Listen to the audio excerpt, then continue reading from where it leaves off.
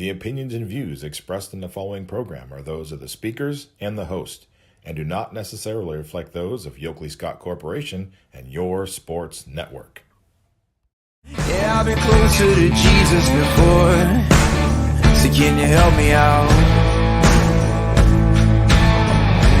Oh, can you help me out? Am I on my own?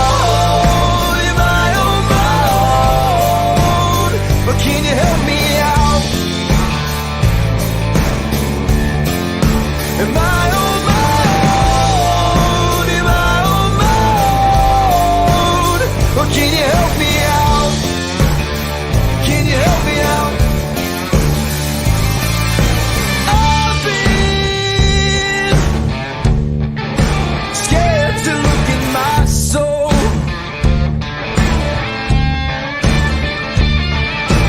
I've been afraid I would follow the road. Yeah, afraid of the things I've been told.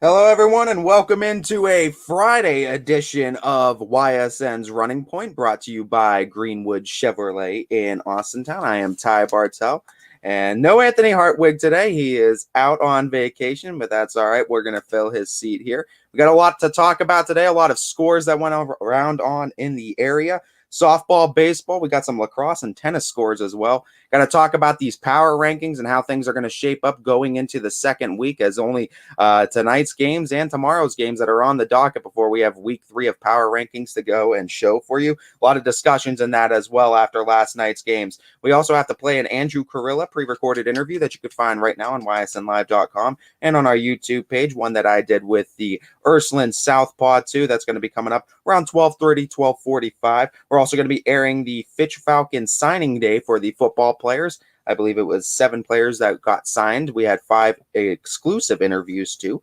with the players that got signed to, including Devon Sherwood, Tyler Evans.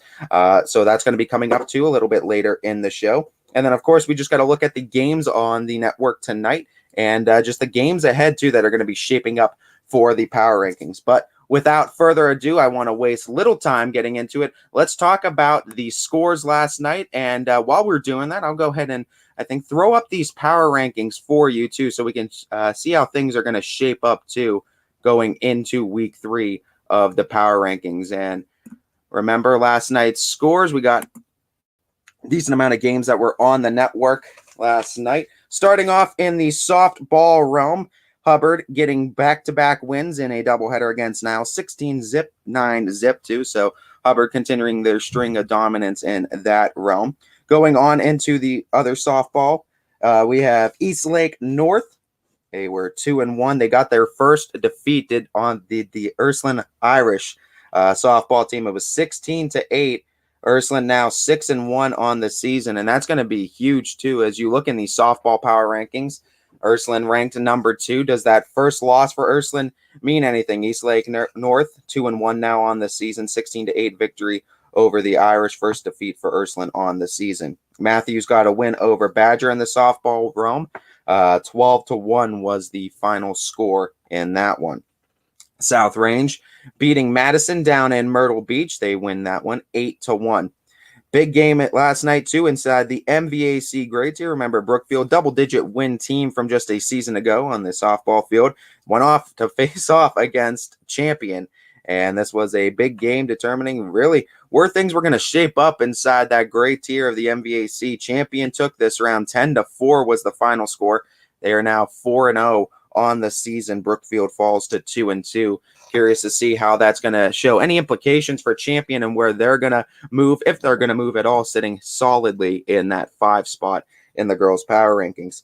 Also, we have Boardman beating Poland last night, and this one was a big game too. It was 1-0 Spartans win, and we've been talking a lot too. Anthony and I have about Maddie Lester kind of struggling a little bit in the circle. She was going through a little bit of a lull period, had to bring up some freshman arms to figure some things out, while Lester had to figure some things out too on her own. And boy, did she ever figure things out last night in a shutout of the Bulldogs of Poland. 7 innings pitched for Lester, 3 hits allowed, 1 walk, 5 strikeouts, no earned runs. And I mean, that shutout softball, that shutout dominance right there from Lester. Katie McDonald on the other side, not too shabby. It was a pitcher's duel all the way through. 6 innings pitched for McDonald, 5 hits allowed, 1 earned run, 6 strikeouts for Katie McDonald, the junior for the Bulldogs. Boardman now 6-3 on the season. Poland is 5-3, and now that's going to be interesting how things shape up, because you got to remember that was 9 versus 7 in the softball realm. So with Boardman getting a big win over the Bulldogs, how does that shape up where things lie now? Because both of these teams are 3-loss teams now. Boardman has a win, 1-0. I mean, how much weight do you put in one game? You can't be a prisoner of the moment, obviously, but 7-9, those are 2 lower seeded teams in these power rankings. I think it's an opportunity for Boardman to definitely move up, though, and you got to beat those teams that are ahead of you, and they showcase that there. And again, all the congrats in order to Maddie Lester for a fantastic pitching performance, too. She found herself in the circle and really showcased it against Poland last night. Canfield continuing to get big wins as the Canfield Cardinal softball team 13-1 against Ellett. 6-4 now. The Cardinals are on the season. 1-2 is Ellett. And like I said, this is a Canfield team that on the season I've been kind of ranking in that lower 15 to 11 range, 2 of these power rankings. I've been wanting to crack them into the top 10 because the losses they have, of those 4 losses, are they really that bad? And when you look at them too, you have back-to-back losses against the number 1 ranked team in Fitch too that make up 2 of those losses. And honestly, I think what Canfield's done too, also a loss I wanted to mention too against Louisville as well in that doubleheader.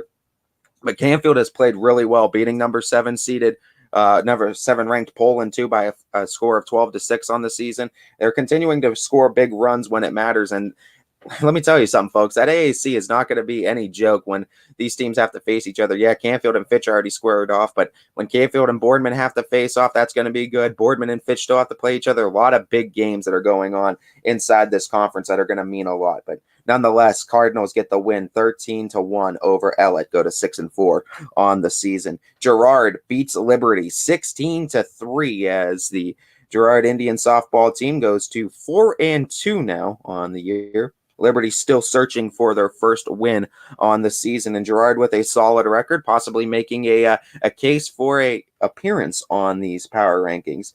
Springfield softball team taking it to LeBray 15-5. That's going to push the Tigers to 3-1 on the season. LeBray falls to 2-3 as Springfield wins the interconference, or I should say out of conference rather, but somewhat interconference, across conference, I guess, in the MVAC, and the Scarlet versus Gray side matchup. Scarlet wins that one with the 15-5 Springfield softball victory. As those are the scores around the softball realm, let's talk about that too in the comment section. What scores were the most impactful, do you think? As we have Anthony Hartward. Lakeview currently trailing St. V 6-2 in game 1 of a doubleheader with the Irish. And that'll be a huge game if Lakeview can get back into that one. That's going to be a big game as well, implication-wise, for the power rankings. You see where Lakeview's at in that 8-hole. But I think when you look at games too, look at ones that are going to go a long way. I think Boardman versus Poland's going to be huge. And as far as going into week 3 of these power rankings are concerned, it's 1-0 victory, but still 9 versus 7, 9 wins in that one. It's going to be an opportunity for the Spartans to make up some ground in the softball realm. I also think looking at it too, I don't know if I got to this, I want to mention as well, Newton Falls beating Jackson Milton by a score of 12-0. Newton Falls goes to 3-2 on the season softball realm. But another score I wanted to mention, 10-4 win for Champion over Brookfield. And kid, got to remember, this is not a pushover Brookfield team. This is a Brookfield team that hosts a lot of talent. It was a double-digit win team from a season ago. And looking at this, it just showcases, I think, why Champion is on a roll again, and they should be taken seriously now that they have that season under their belt after the COVID year. They got everything in order again. This was a team that won back-to-back-to-back state championships from 17 to 19. And who knows, if they had that 20-year, that might have been 4 in a row as well. They were definitely primed to do so. But I think Champion has an opportunity to move up a little bit in these power rankings. That was a nice win over Brookfield. Does the loss Ursuline suffers against Eastlake North affect them that much? How much does it drop them? Does it drop them at all is a good question. 16-8 it was too. Remember that. That is their first loss on the season. Now Ursuline goes to 6-1. And I mean, if you drop Ursuline, and you can look at some other teams. We talked about South Range cracking that top 3. They were 4 seed they were 4 seed going into this, but the competition they're playing down there in Myrtle Beach is certainly not a pushover. And you got to look at that as a whole and see how they're competing against teams from across other states and competing against teams that are really some of the best in other states as well. So got to give them due respect where it is due. But that is the softball scores to round out last night. A lot of games in the area too. And just looking at it, like we said, I think we're going to have to watch that Boardman-Poland score, see if that has any implication on our voters. That Eastlake North and Ursuline score, we'll see if that has anything to do with the voting. And Champion versus Brookfield is definitely big too. I said too, for teams that are on the outside looking in as far as victories, Canfield versus Ellett, that 13-1 victory might help get them some ground gained in the softball realm. And then South Range again, 8-1 victory over Madison as far as moving up the list. Definitely making a case with a great showing down there in Myrtle Beach. We go over to the baseball side of things as go into the other comment too. Anthony Hartwig chiming in. West Branch plays Girard at 1 today. Doubleheader versus Ridge tomorrow, and that's going to be big because if you want to look at West Branch and Girard was another team winning 16-3 over Liberty. They're 4-2 on the season. It's a prime opportunity for West Branch to get back into it. It's also a prime opportunity for, if you look at it too, it's a prime opportunity for Ridge to get into the power rankings as well as they're on the outside looking in.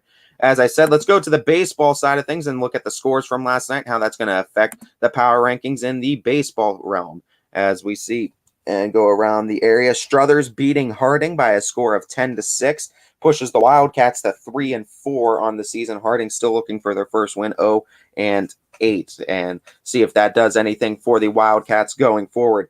Ursuline beating Champion, and this was a big one as far as games in the area is concerned. 12-10 was the final score in this one as the Irish pushed themselves to 6-3 on the season. Champion suffering their second loss drops to 6-2, and this was an Irish team that after suffering back-to-back losses to Lakeview, to Columbiana, we were looking at this Ursuline Irish team and wondering if they were going to even be able to stay on this power rankings going into week 3. Certainly can't put them at the number 2 slot again, but now back-to-back close victories, I might add too, against the Cardinal Mooney Cardinals in the Holy War, which was a huge win for them, 8-7, and then coming right back and beating a good Champion team that's right on that outside looking in, maybe even knocking on the door of the power rankings going into week 3, beat a Champion team 12-10 in a slugfest. That's a huge win for the Irish, and it's probably done a lot for the Irish to stay on this power rankings going into week 3.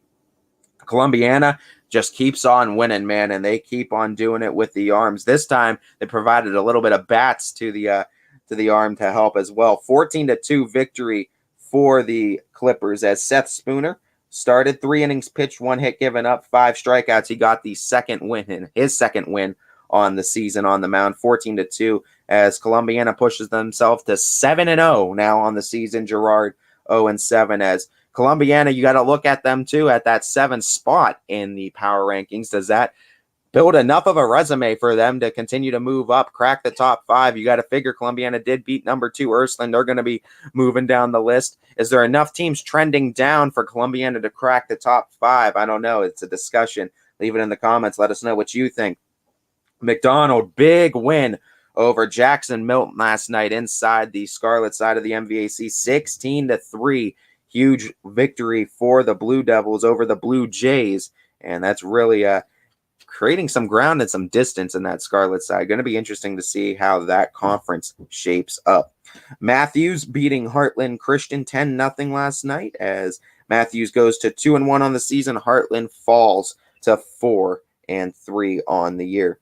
Fitch game what I was at last night too wins 15-5, and we'll recap that one a little bit later too. I'll give you a little bit more in-depth look at that one. Lowville seems like a football score, not a football score, 23-8, beating Latonia as the Rockets blast off 2-3 now on the season against the Bears, as they're still looking for their first win, 0-5. Mineral Ridge, the Rams, both sides, both baseball and softball. I think we need to start getting these voters to open their eyes and start looking at the Rams going forward too. They certainly have opened up my eyes this week. 5-3 victory over Waterloo. Mineral Ridge is now 6-0 on the season on the baseball realm. Waterloo drops to 0-2, trying to get games in, as Portage County has just been torrential downpours as of late too, with monsoons all about. So struggling to get games in is Waterloo, but they were able to get another one in. Ridge takes it though, 5-3, and that's Scarlet side. We talked about it. Another game that's going to matter, as Ridge is coming out as firm leaders, it seems like, on both the baseball and softball side for the Scarlet side of the MVAC. Minerva, big win over Poland last night, 9-6, as they get their third victory on the season, go to 3-6 on the year. Poland through 10 games is 500 at 5-5, and see how these games match up to. Poland was maybe one of those teams you would think could be on that outside looking in too. I don't know how that loss is going to play as far as their hopes going forward. Lisbon beating Cheney last night, 11-1 for the Blue Devils. How about this? East Palestine continuing to rock as they get a win over the Western Reserve Blue Devils by a score of 9-2, as the EP Bulldogs get another big win, as they got the Blue Devils number, first on Lisbon, now on Western Reserve. The Bulldogs continue to win. As Newton Falls, 6-2 victory over Pie Valley, pushes the Tigers to 3-5 on the season, but they got another win too on Champion on the season. So it's a Newton Falls team that has definitely made some noise and thrown a wrench into some things. And we'll have to see if Newton Falls is going to be able to make enough noise to possibly make an appearance on this power ranking. Crestview, big win too last night over Camel. They get it 7-0, as they are now 7-0 on the season, are the Rebels. And just like the Rams are leading things on that Scarlet side, Rebels are leading things too on the Gray side right now. Undefeated is Crestview, as they get another one inside the Gray side against Camel, again 7-0. LeBray absolutely taking it to Bristol last night, 21-0.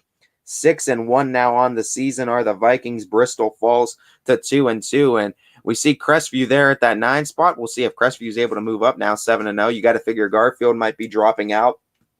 Does LeBray make an appearance on this power ranking? That's a curious question to ask too. 6-1 on the season, and I don't know. Let us know what you think too on some teams that can certainly make an appearance on this power ranking. Got a tennis score for you, as the Howland Tigers defeating Harding Raiders by a score of 3-2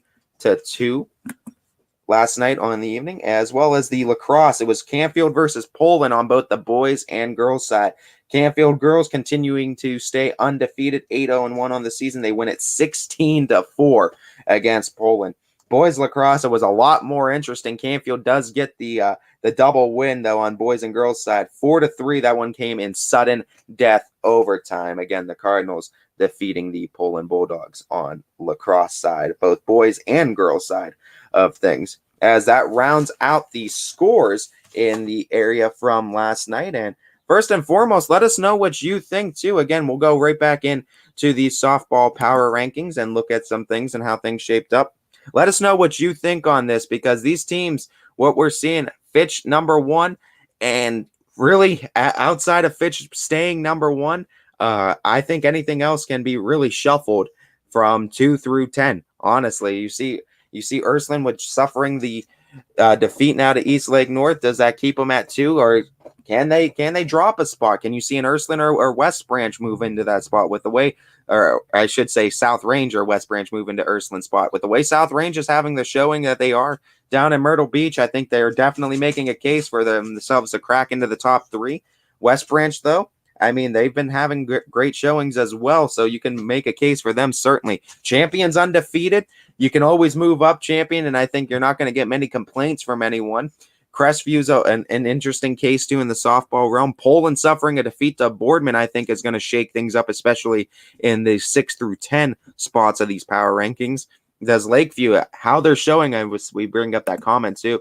Anthony Hartwig had the score. Lakeview currently trailing 6-2 to St. V's in game 1 of a doubleheader with the St. Vincent St. Mary's Fighting Irish, and that's a victory too. If Lakeview can get a victory against St. V's in even one of those games, does that give them enough credibility to move them up the list, keep them right where they are, or move them down?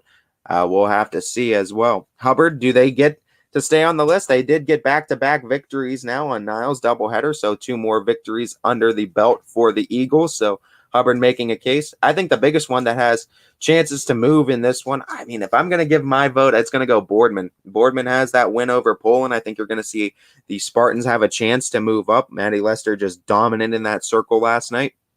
And then also South Range, I think the performance they're having right now in Myrtle Beach against some of the area's best, some of the nation's best, I should say, across states as well.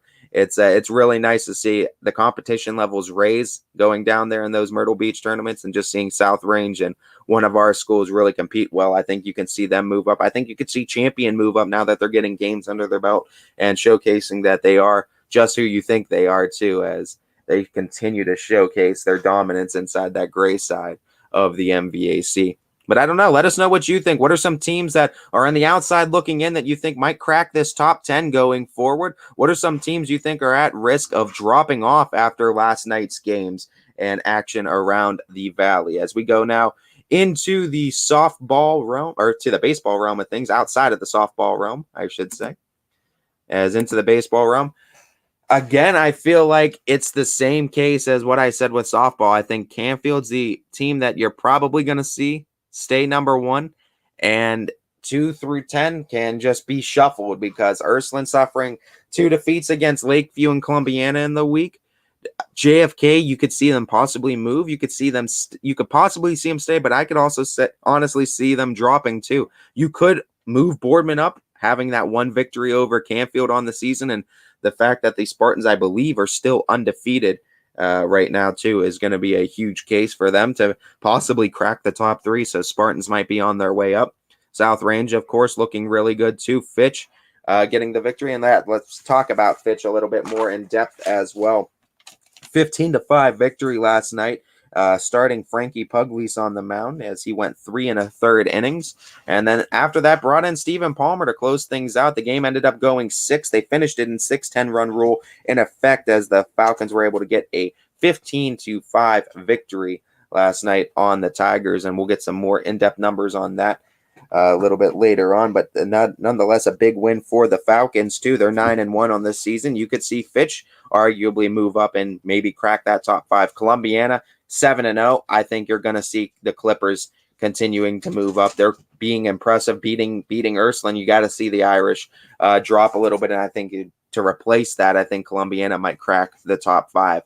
Does Salem stay on the list? Garfield, I think, is at most in danger of dropping, but what do you think? Let us know what you think, too, on which teams are at most risk of dropping out of this power ranking. What teams are on the outside looking in right now? I think right now, if you look at the baseball realm, Lakeview has to be looked at with some serious consideration and getting in here, especially beating Ursuline this week.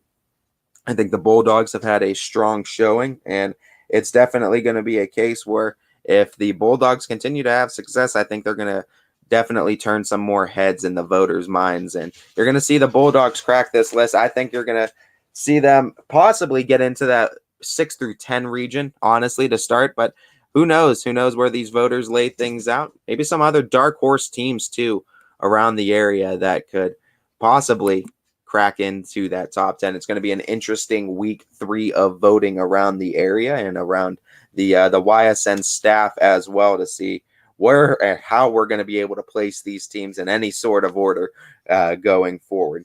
But as we go forward, too, and we talk about the Ursuline Irish, I did get a chance to talk with Ursuline Irish left-hander Andrew Carilla, as after a great performance on the mound against the Austintown Fitch Falcons, as Fitch suffered their first and only defeat against the Ursuline Irish on this season, 5-2 defeat. It was Andrew Kurilla that was on the mound, went 5 innings pitched, I believe, struck out 10 in that performance, and was just dominant. Got a chance to catch up with him sometime after the game, too. We talked a little bit about that game, but got more in depth and more of a player profile look and just kind of highlighted the baseball career, what's to come. Just a junior there for the Irish, so a lot of big things to expect in the future of Andrew Kurilla.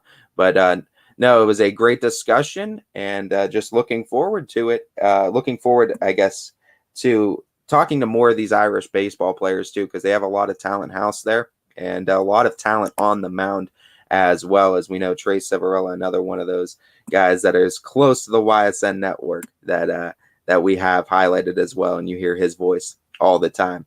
But now the southpaw from the Irish, Andrew Kurilla, without further ado, here's the player profile with him. Can also be found on ysnlive.com and the YSN YouTube page.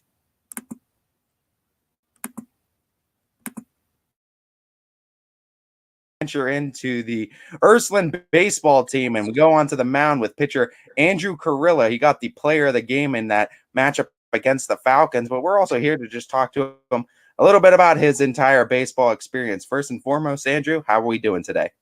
I'm good. How about yourself? We're doing good. We're trying to get some games in. Weather, I don't know. We'll have to see if it holds out for us, and this rain will slow down.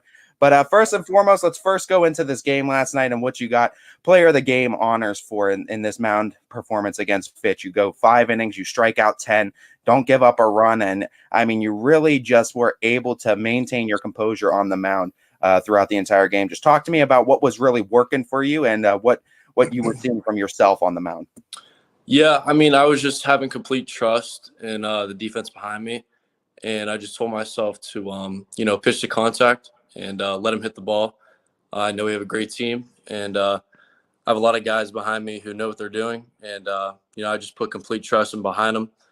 And, we came out with a good win against a really good team. Talking about that, too, and you guys now get 4 wins on the season. What do you think a win like this does for the momentum of the team, being one of the junior leaders on this squad? It really gives us an advantage because they're going to go on and win a lot of games. So it's going to, make us look good beating a team like that. But like I said, we enjoyed the win. But, we're just on to the next game. We put it in the past, and, we're just focused on what we can do and what we can control. Going into this season, and I mean, having Coach Kemp there's a lot of Ursuline alums on this team and a lot of guys that have been through this school system, been there, done that. What does that kind of mean for a player to have a bunch of guys that have been through the school, know the traditions, and kind of know what you guys are going through in some sense? Yeah, I mean, they all graduated from Ursuline except for one. They know what's expected out of us. They came from a great program. They know what to do. And we honestly put a lot of trust in our coaches and whatever decision they make. And, they're great. I mean, they pick everyone up after, if we make an error. And whether we're down or whether we're up, they're always on us. And, I'm just really excited to have a coaching staff like we do. If you were to put into words what the kind of standard is to play for the Ursuline Irish, what would you say that is? And what are some things that are kind of prerequisites if you want to play on this team? I would say greatness because, looking back, Ursuline used to have a great program. They made a lot of great runs in the playoffs. And the past couple of years, they've been slow and shaky. But, having Coach Kemp as our head coach, he's just trying to get us back into what we used to be and, just have a great program. There's no doubt this competition level of the schedule that you guys face throughout the season is absolutely nuts.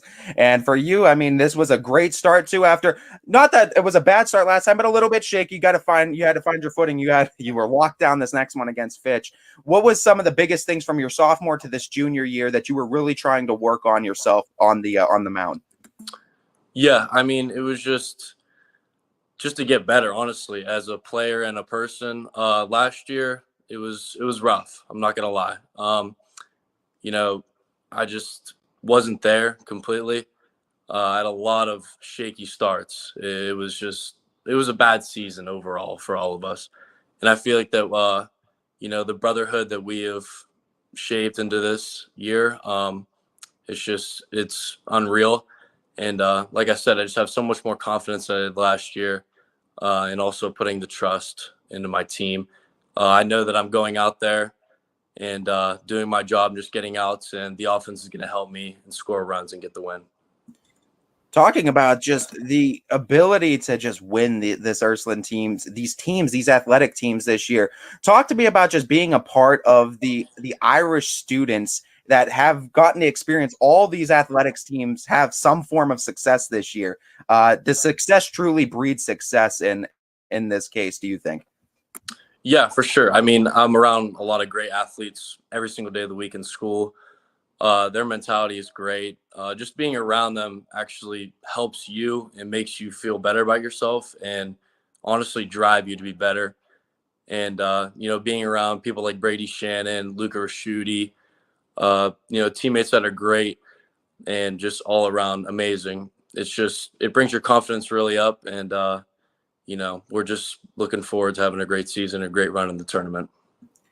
Looking at just baseball as a whole, when did you first find yourself falling in love with this sport? And kind of take us through your journey of baseball. What's gotten you to this point right now? I've been playing baseball since I was 10. I knew that was my sport. I did play football and basketball as well, all the way up till sophomore year. And but I mean, I just felt more comfortable with baseball. I mean, I'm left-handed, and I like to pitch. I like to control the pace of the game. So that was my thing, and I'm just going to continue and stick with it. And now talking about that, you started in the sport at 10 all the way now to a junior in high school. What are some of the biggest things you've learned about the sport, maybe on the mound and maybe even off of the field too, and what you need to be like off of the field as well? I'd say definitely facing adversity. I've had a lot of tough times growing up, whether it's pitching and school, but just facing the difficult situations and learning how to bounce back from it. There's a lot of people that don't bounce back and they just go in a slump and they go down hard. But I feel like I've done a really great job of just bouncing back after a hard time and just getting back on my feet and doing my job. You mentioned the brotherhood that this team has too, and how closely bonded all of you are. What are some of these team bonding activities, or some things you've done outside of the sport of baseball that's gotten you really close with your teammates? Yeah, I mean, after a big win, we usually hang out, go get food, and I see these guys every day at school. We have a great bond. No one's talking anything on anyone, and we just have a lot of trust. And we're going to continue that, and just hopefully it plays out for us. The one thing I love about Ursuline baseball is where you guys get to play your home games at the beautiful Bobstein Park. I really believe it's one of Youngstown's treasures and hidden treasures for a lot of people that don't know about it. What does it feel like for you to be able to play Bobstein Park and for the Irish to be able to call Bobstein Park their home? It's great. I mean, Bobstein is one of the best fields in the area, and play there and have seen one as our home field is just amazing. I mean, there's a lot of teams that don't have great fields and don't get a chance to play fields like that. So it's a blessing that we get an opportunity like that, and even the football team gets to play at YSU. So we're just very excited and blessed that we get an opportunity to play there. Any teachers or coaches or any special people in your life that have influenced you, maybe in the sport, maybe outside of the sport, that you'd like to give a shout out to right now? Definitely. I'd like to give a shout out to Mike Grady, pitching school in Canton, Ohio. I went to him in the off season, and he really trained me up. Not only did he teach me how to throw harder, he taught me how to be a smarter pitcher and a better pitcher and how to, throw correctly. And I know that kind of sounds weird, but a lot of kids just go out there and just throw and they call that pitching. But he really showed me how to use my body, how to control and how to pace myself, and what pitches to throw and what counts. So it was a great opportunity, and I'm really excited to go back for one more year with them. Talking about that too, you and I both know how difficult pitching is in baseball too. And for the people that don't realize, kind of take us behind the scenes and go through what you all the work that needs to go in before a mound performance. And it really isn't just you showing up on the mound and throwing a baseball a bunch of times. Yeah, for sure. It's a difficult preparation. You always start off with a nice jog, and then you got to really get into stretching because you got to be flexible, you got to be mobile, and then you warm up with the J bands and the plyo balls. And overall, it's probably about 25, 30-minute warm up. So I don't even warm up with the guys.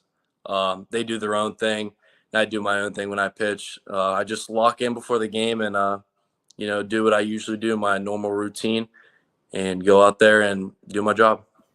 Speaking on that game last night against Fitch, but just speaking on it in general too, we mentioned your composure, and there were several times too, you had guys in scoring position too, tying runs or big implication runs for the entire game, but you guys, and you in particular, didn't let them cross. What do you kind of do to compose yourself on the mound? Guys are on base, maybe they get a few guys on to kind of level yourself and stay even for the next at bat.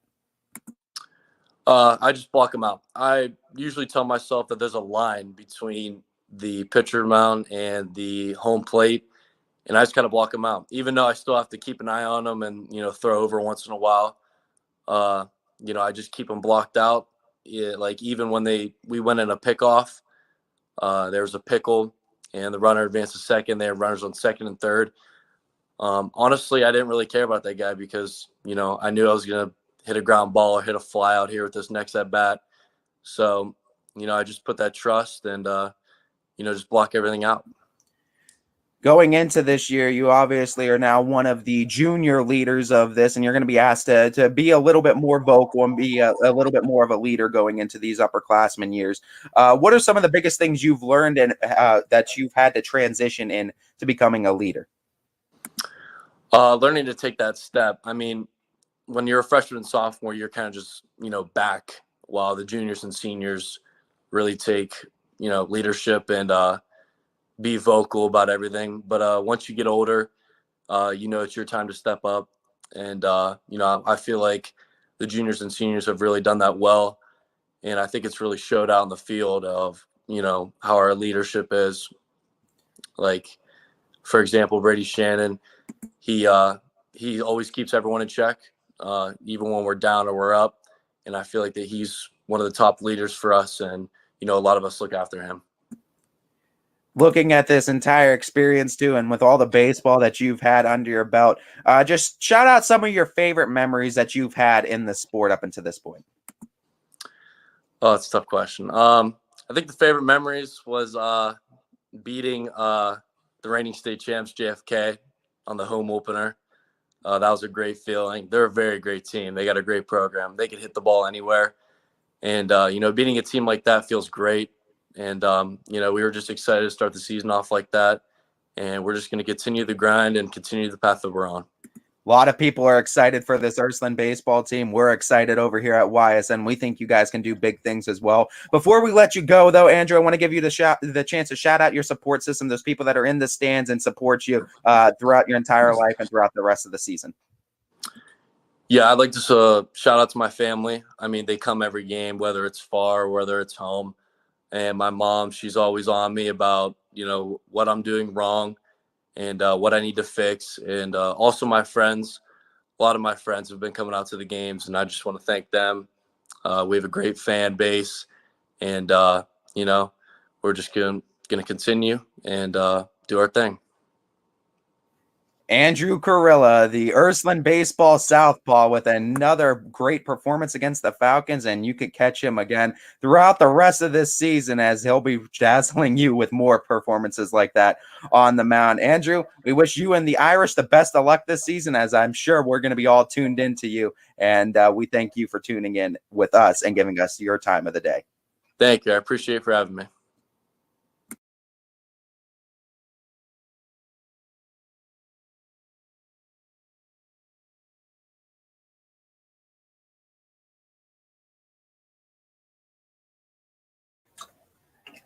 That was Ysn southpaw pitcher Andrew Carrilla on the season and a player profile for him. And no, we just that conversation with him and just like my overall implication, just a well-spoken young man. And I mean, he's a great leader for this Irish team, just a junior for this Irish team, like I said. And he had a dominating performance against a Division I school in Fitch that is consistently a really good baseball program. And on top of what I saw there, I mean, just you see the leadership qualities that he has, and Irish lucky to have him for not only this season, but for another year too, as definitely a leader on the mound and a leader for this Irish pitching staff that's going to continue to look pretty dominant going forward. Before we get into our first break of the day, I wanted to just clean some things up that we forgot to mention going into it. Newton Falls, too, mentioned that the softball team won 12-0 against Jackson Milton. Did not mention that Sophie Tavarich had one hitter and 5 innings pitched. Did not allow a run, allowed just one single hit, 10 strikeouts in that performance. A great performance all around for Sophie Tavarich. As just like I said, Newton Falls is able to get a shutout of Jackson Milton by a final score of 12-0. As we will be taking our first break of the day. We also, don't forget, coming up, we're going to be doing the Fitch signing day, the entire coverage of the signing day, all the speeches that were given there, as well as exclusive interviews with 5 of the signees for the Austintown Fitch Falcons football team after the signing day, too, that I was able to conduct a couple of weeks ago.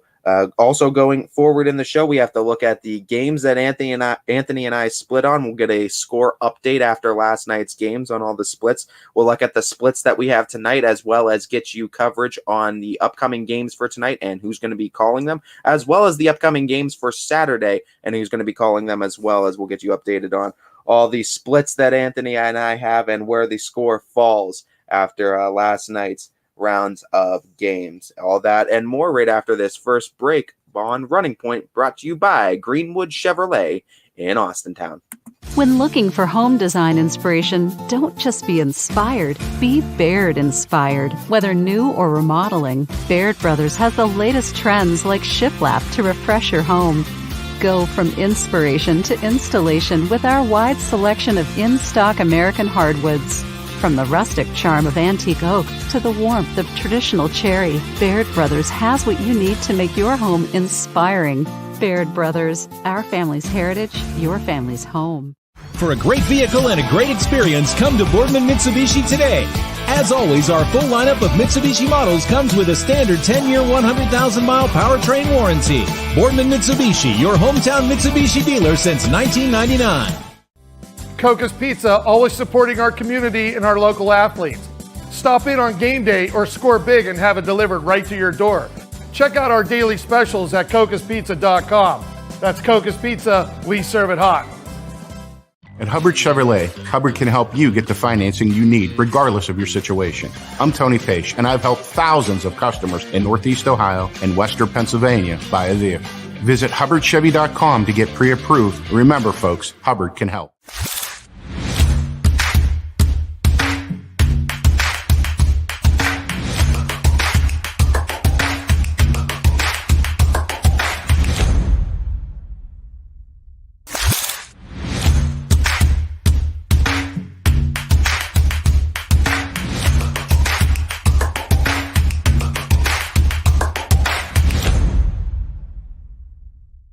You're not waiting to see what the world has in store for you.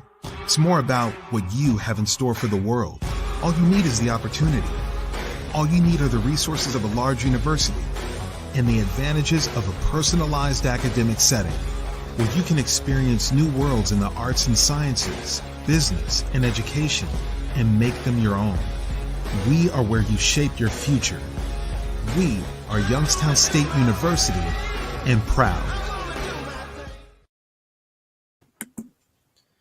Welcome back, everybody, to Running Point, brought to you by Greenwood Chevrolet in Austintown. I am Ty Bartell, and on this Friday edition, we were looking at the scores from last night, too, and how everything shaped up. I had a nice discussion about the power rankings going forward in the baseball, softball realm. We'll have to take a look at that a little bit later on again, but without further ado, I want to get forward into this. We have a little bit of football to talk about in baseball season, and that'll come as a blessing or a curse to some, depending on what side of the fence you are on for that. But we have a signing day from Austintown Fitch where 7 seniors get to sign on to the next level, where they will be continuing their athletic careers too, highlighted by some big names, including Falcons all-time receiving leader Tyler Evans and Falcons all-time passing leader in Devon Sherwood too. We have exclusive interviews with both of them, including 3 other signees, as well as the entire coverage of the signing day too that we have for you from just a couple of weeks ago. They had a very nice event too, laid out a nice kind of press stage for them too, and all the seniors were able to give a nice speech there as well too. So we had coverage of all of that, and we wanted to showcase it here on Running Point too, and all the exclusive interviews we were able to get. Don't forget to, as always, all of these go up on the site prior to, so all this, the coverage of the signing day, and all these interviews and the coverage of the entirety of the signing day can be found on ysnlive.com, as well as our YouTube page, YSN Live. Find that on YouTube. Subscribe to that, get the notification bell on so you can get updates on all of our videos posted pretty much semi-daily too. You'll get weekly videos on that too of coverage in area sports. But without further ado, now we go into the Austintown Fitch Falcons football signing day coverage of their seniors.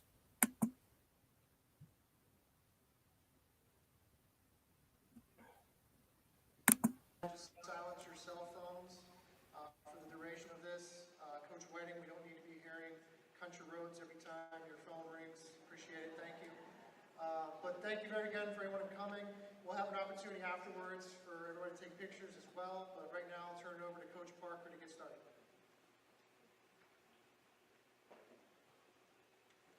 Okay, before I begin, just a couple thank yous. Obviously, I want to thank Russell, Carla Amon, part of our media team, our maintenance staff, and then Miss Melfi, who had to deal with all these colleges coming through and getting me out of class and contacting me for helping make this day possible. I want to thank the media sources that are here, WKBN, YSN, and then Malutic Live.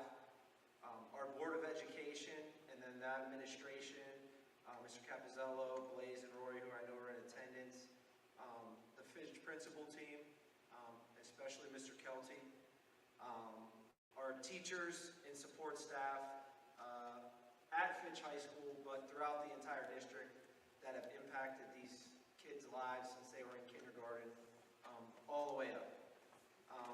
Then, importantly, my coaching staff and our coaches for making these guys better men and better players to be in this position that they are today. And then lastly, the parents, the families, and especially the players that are in the audience. Just want to thank you guys from the bottom of my heart for pushing this program forward and for making a special day like this in this area better than any other school in Northeastern Ohio can provide. I want to welcome everyone to the 2022 Fitch football signing. We're doing this in April, which is pretty crazy, but considering what these guys went through to get here and what the college football landscape looks like now, this is what had to be done. And we still have a couple out there that I really believe are going to find homes in the end. But I had to set a date at some point, and that was today. And it is a special day for these guys. And if we have more sign, we will celebrate them as well. But this is not only a celebration for these young men, but it's a celebration for our program, for our school, and our community. We live by a few mottos in our locker room. It takes a village, or the best will be developed here. And to get up here, to get on this stage, you have to have the athletic prowess, but you always, in some cases, and some of these kids are finding out as colleges are coming in, you have to have the academic prowess. And when they're recruiting you, they're recruiting character also. So all of that, our community, who we've raised in this community, is a reflection of that, and something that I know as their head coach I can be proud of. We were up at Akron yesterday, and I'm going to be quick, I promise, but when talking to coaches, the one thing they talked about, which really stuck with me in thinking about today, he talked about every kid having an 8-year span of being able to provide for their family, gaining resources to make money, put themselves and buy a big house, be whatever they want. They have 8 years, and that's 4 years in high school to get to the next level, 4 years in college, and then after that, you kind of got to decide where you're at in life in order to be who you want to be.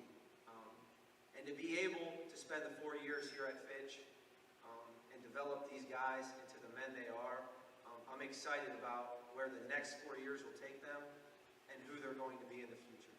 So that's something I think we all can be proud of and excited for. So that just commemorates this special day today. How things will go. I'm first going to call the guys up. I want to lay out their jerseys and their name tags, which we will present at the end. But given how we've done things in the past, it's a little bit different. But I do want each family to have their own private signing. So what we'll do, I'm going to call all the guys up now. They'll each individually take their jerseys and their name tags. Then one by one, I'll introduce them and their families to come up, talk about the kid a little bit. I don't want to make this a banquet. I'll talk about where they're headed, some of their athletic accomplishments on the football field. They have a speech prepared. They were asked to. So however long those go, I know they're probably a little nervous about that. They'll give their speech. We can take pictures. Then they will exit the stage. We'll go on to the next one. We'll get through all 7. And then they'll come up here at the end. And I want to get a picture of all of them and their jerseys up here together. And then after that, as many pictures as you guys want. But before they leave the stage, families, you guys can get as many pictures as you want, one at a time. So I ask the guys to come up, please grab your jerseys and name tags right now. We had a late addition, a late commitment last week right before the deadline. So he'll start us off, and then from there we'll be in alphabetical order. And if everyone's going to enter this way, I'll move this back for families. Devin, if you can move yours right in the middle, please.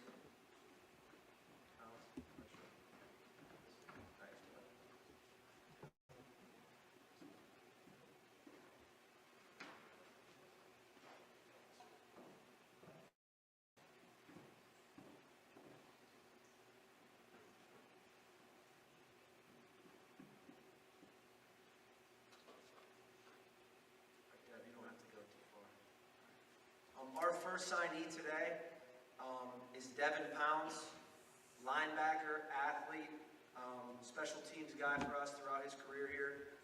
He will be accompanied by his grandma, Becky Boyles, his aunt and uncle, Nina and John Larson. You guys can come up to the stage now. Devon was a 2-year starter for us on special teams and then a rotational linebacker. Started plenty games. When you see Devon's stature, he's a tough kid to play linebacker at a Division II school with the teams that we play. He finished his 2-year career now. These are stats for 2-year career because that's all we've been here. 51 tackles, 5 tackles for loss, 3 forced fumbles, or 3 fumble recoveries and 1 forced fumble. We had a huge play versus Madison, Washington. Devon will be attending Washington and Jefferson College, which is in the President's Athletic Conference, a Division III school. So Devon. I want to start by saying I owe everything to my family, my coaches, and my teammates, for everybody that's pushed me through it. And then Fitch has taught me that a small group of people with the same goal in life are hard to beat when it comes to games or athletic ability or anything of that sort.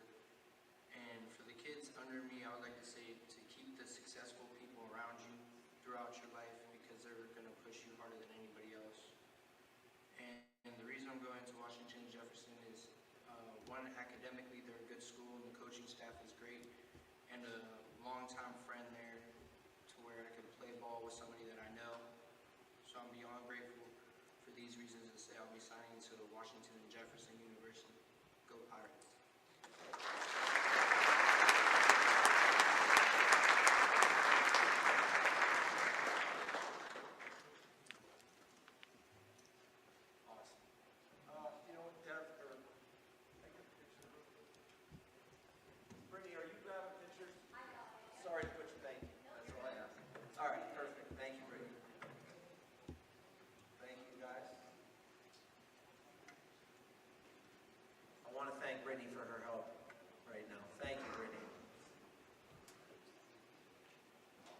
Next up, Mr. AJ Bird. AJ was a D-end and linebacker for us. He'll be accompanied by his mom, Dina. AJ was a 3-year starter for us. He was the 2020 first team all-conference in All-Mahoning County. He was an all-region selection as a junior. Unfortunately, his senior year ended early due to injury at the Camp McKinley game in week 2. AJ finished his 2-year career now, which only lasted about 9 games, unfortunately, with 34 tackles, 5.5 tackles for loss, 3 sacks. He will be accepting a Division II scholarship in the PSAC, which is one of the toughest Division II conferences in Division II, to Edinburgh University. AJ Bird. First off, I would like to thank Coach Parker and Coach Whitten and the whole Fitch football staff for believing in me and making me a better person on and off the field. I also like to give a huge thank you to my mother for also believing in me and being by my side no matter what happens. Fitch football has meant a lot to me these past couple of years. It was something I would look forward to in the summer and basically my whole life for the past 4 years. I met some lifelong brothers, some great coaches, and I know I will always... I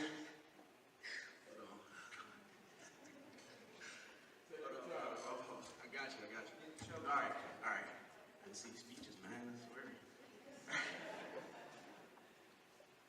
I met some lifelong brothers and some great coaches that I know will always be there when I need them. And to all the upcoming future Falcons, always be a leader and represent your team in a good way because somebody is always watching. Take pride in wearing Fitch across your chest because someday it will come to an end. A couple of reasons I chose Edinburgh is because they made me feel like family, and I know they'll take care of me in the future, and I ain't never did this, my fault. Hold on, all right. I know they'll take care of me in the future and help me achieve things. With that being said, I'll be signing to Edinburgh University. Go Fighting Scots.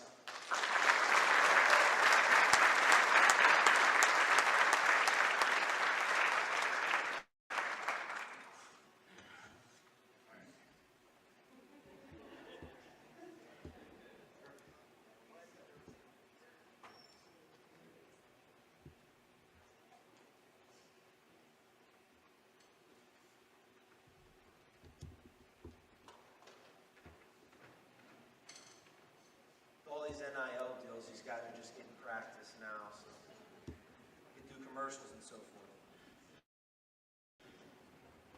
All right, next up is Tyler Evans, wide receiver at the next level, but everything for us.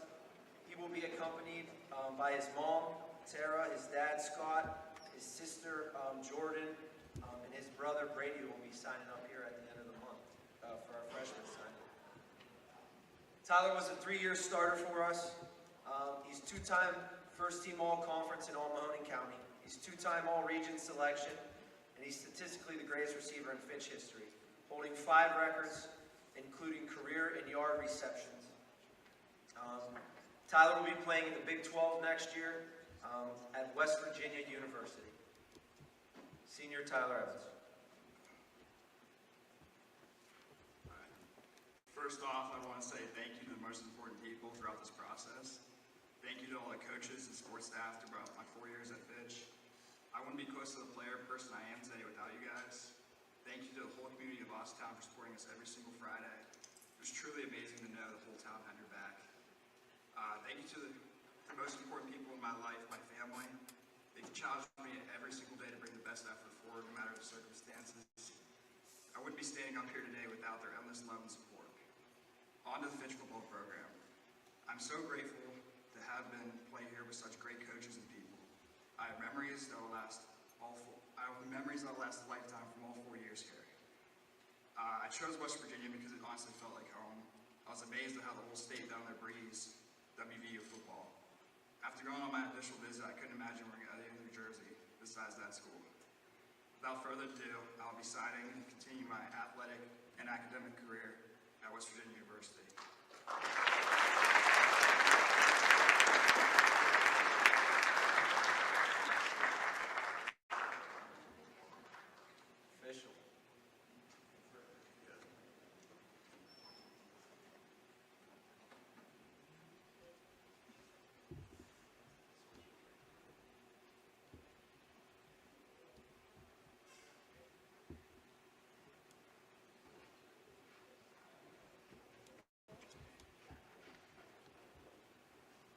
next up, we have running back, linebacker, Tyree Mitchell.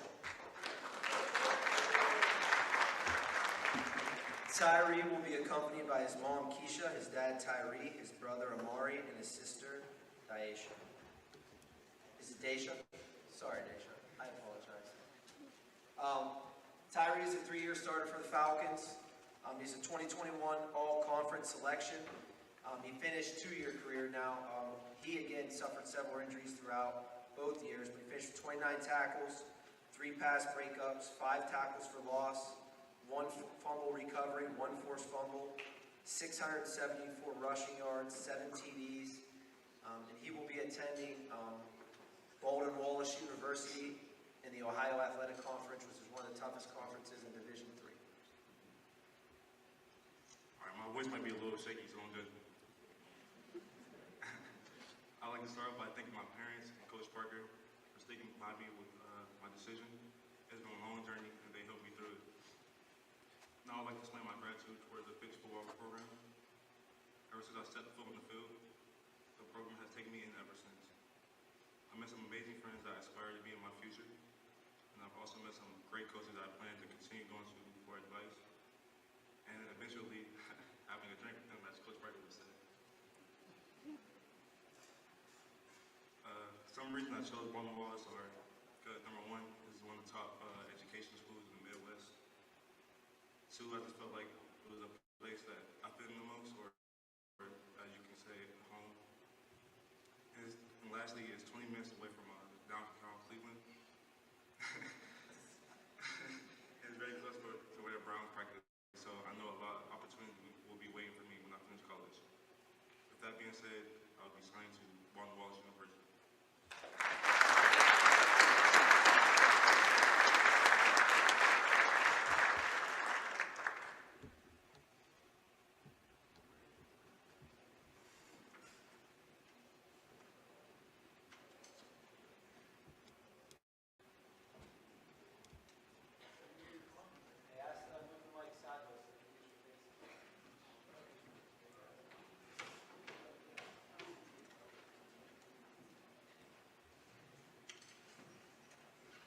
All right, next, senior offensive lineman, Colin Moore. He will be accompanied by his mom, Megan, his grandma, Kathy Makos, and his grandpa, Chuck Moore.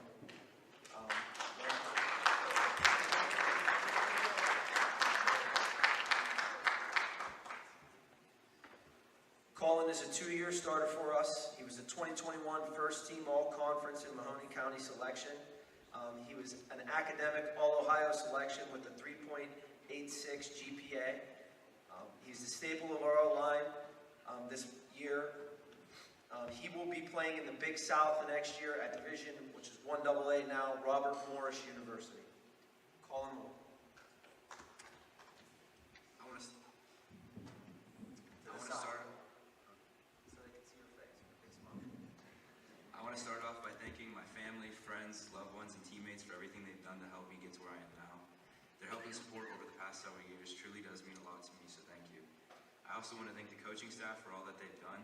They put in countless time to make sure that this team succeeds, and they always have our backs as players. Whenever anybody needs something, they're always there to help.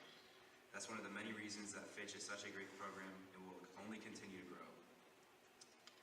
To the future players coming into the program, just keep your head down and work. That's the best advice I could give you. Of course, you should be a leader, but lead by example as well as vocally. Work hard and focus on your job and making yourself better, and you'll do great things.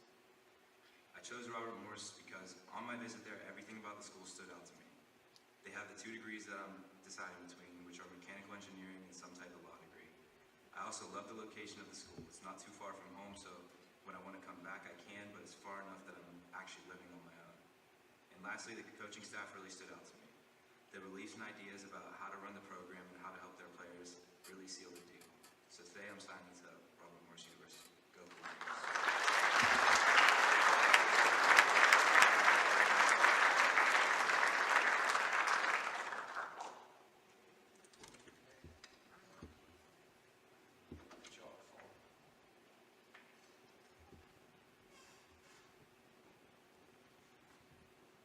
Okay, next, we have defensive lineman, linebacker, played everywhere for us. Donovan Oliver. He will be accompanied. Oh, go ahead.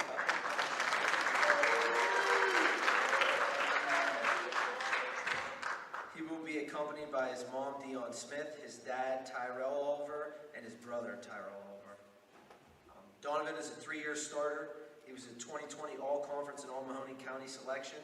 He finished 2-year, junior and senior year, with 54 tackles, 9.5 tackles for loss, and 1 forced fumble.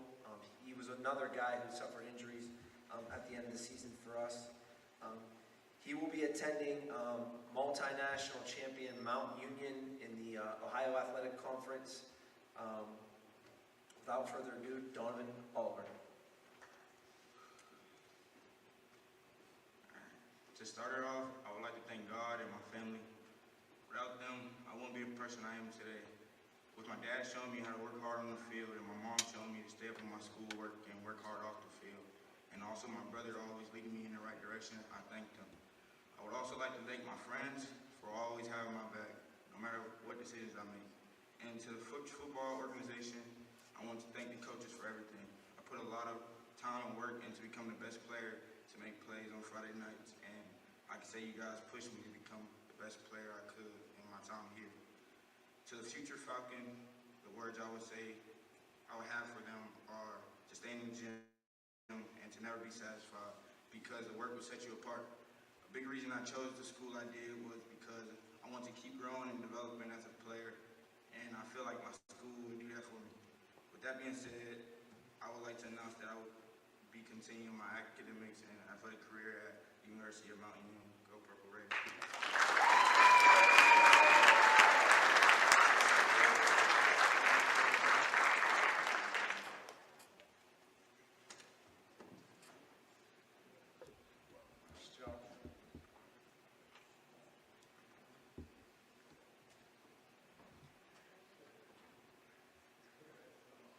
All right, our last one of the day, and then we'll get them all back up here, is quarterback Devon Sherwood.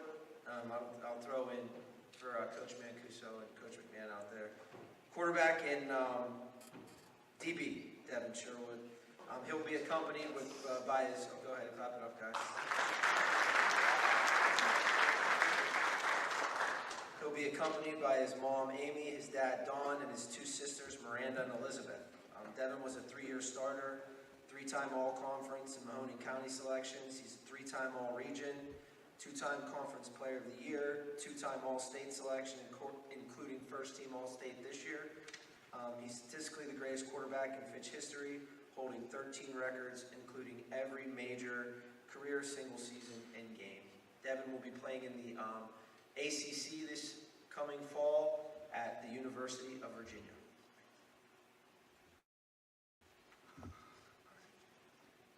First, I'd like to thank my mom, dad, and 2 sisters, Miranda and Elizabeth. Throughout this whole process of my high school career, they have been nothing but supportive of me. I'd like to thank my grandma and grandpa, my nana, my aunts and uncles, and of course my friends, classmates, teachers, and coaches throughout the years here at Fitch. Having great role models and meeting great people here at Austintown has really been a blessing in my life. I couldn't be more thankful for the community that I'm a part of. To me, Fitch football has been such an important organization in my life. I put my heart and soul into playing football here ever since I was in 7th grade. The bonds and memories I've made with these teams will forever be cherished by me.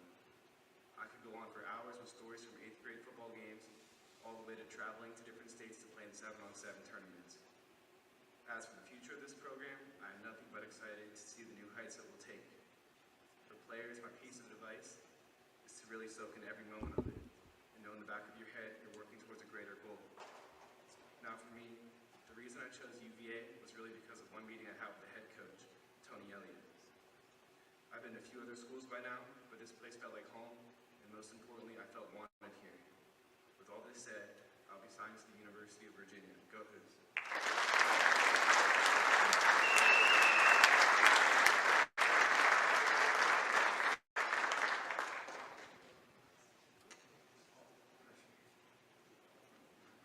All right, now if we could get everybody back up, kind of get a picture of all of our seniors together. with their jerseys and their name cards, and then we'll get a picture with that, and then I'll leave you guys with something. I do.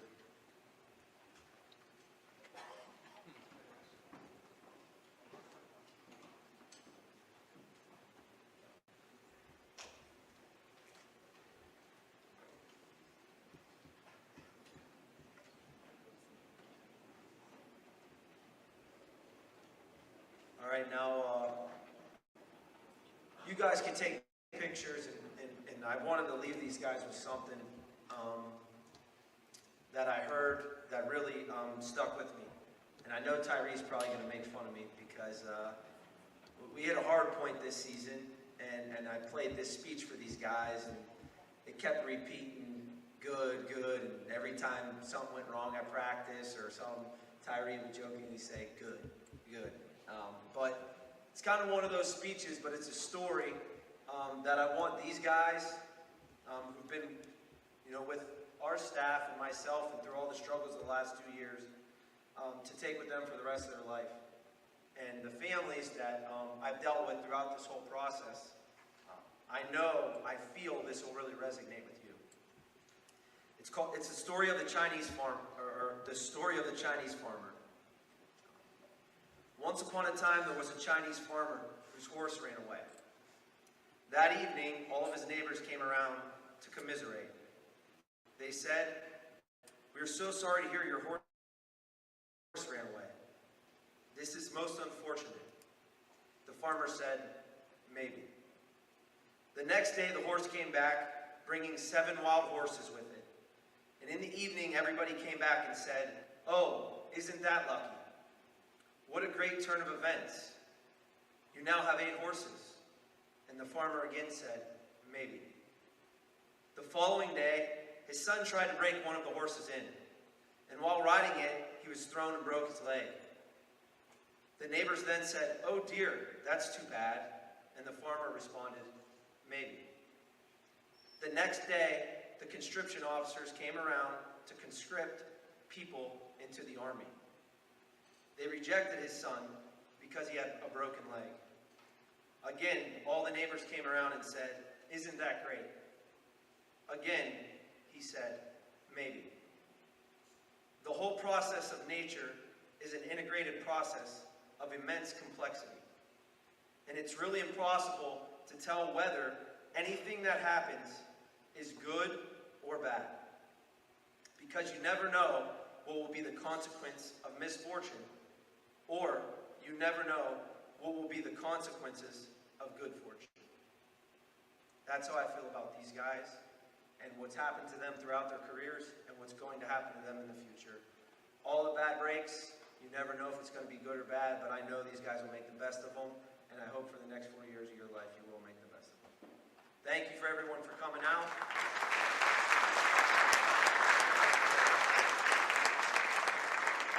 If everyone wants to come up, take pictures, do whatever you have to do, we will be at Rachel's here shortly.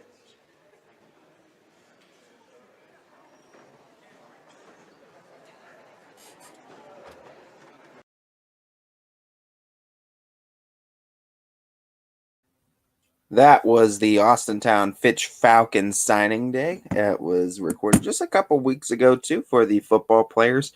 And you saw each one of them had kind of their own special moment on the media day stand where they got to not only sign their letter of intent to the next level, and you saw various colleges for all of them, too, but they also got to give nice little speeches, too. And Coach Parker giving a nice speech at the end, too, of just impact that he's had on these young men's lives too the last few years, and it's been a heck of a ride the last few years too for a lot of these guys too. And it was a special moment for all of them too, and it was just nice that after COVID and after all these years of just not being able to get the parents in the stands just a season ago too, and this past season kind of getting everyone back in there and just having the special years that they had the last couple.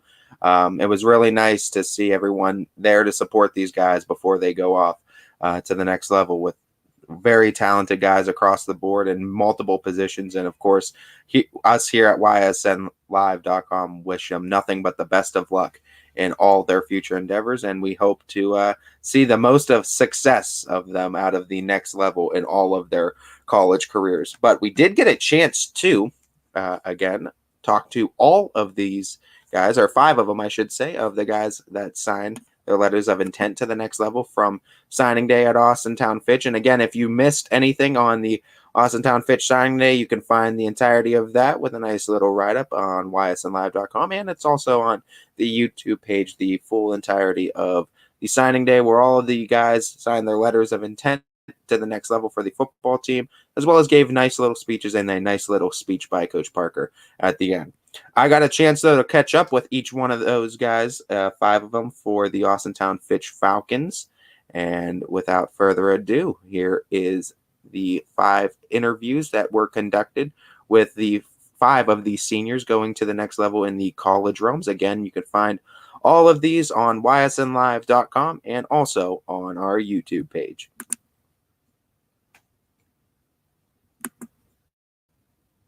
In today undecided, but not undecided anymore too as far as where he's going.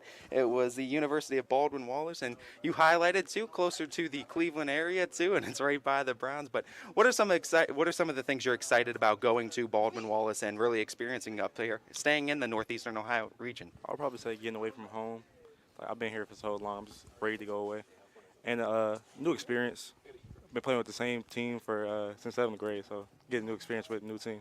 In that experiences, though, since 7th grade, what are some of the biggest things that you have learned about yourself and about the sport of football in that journey? That as long as you work together, that things can get done, no matter what the problems are.